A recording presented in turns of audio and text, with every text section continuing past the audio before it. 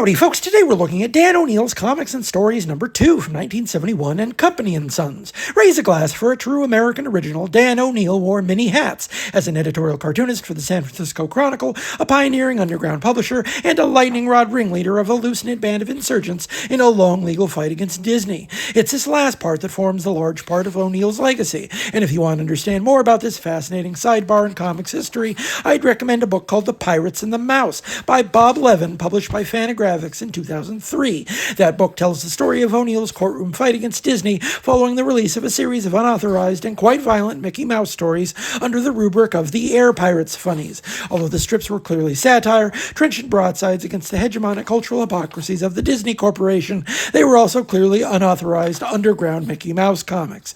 A losing fight, yes, but one that O'Neill enthusiastically chose multiple times. This issue of O'Neill's Comics and Stories anthology is accordingly filled with infringement. From Bucky Bug gunning down one of the three little pigs on the front cover to Donald Duck on the back, O'Neill's animus against the Disney Corporation is on clear display, alongside his obvious affection for the company's earliest output in the comic strips, in conscious juxtaposition against the whitewashed and heavily sanitized version of Disney that dominated mid-century culture.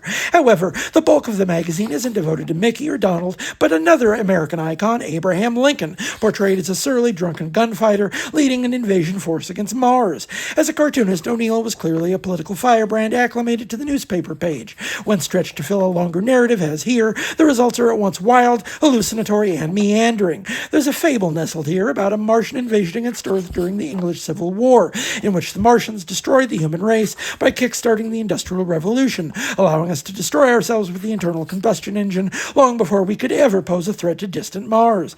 Much of the story unfolds in the form of a classroom lecture from Bucky Bug, as Honest Abe points his pistol at the figures of the major arcana, and our generic protagonists take a dive in a giant vat of mushrooms, a literal mushroom that opens up their third eyes. As a cartoonist, O'Neill makes a good rabble-rouser. His line is loose, straining against legibility, built for speed over precision, sadly, but for obvious reasons, never to be reprinted.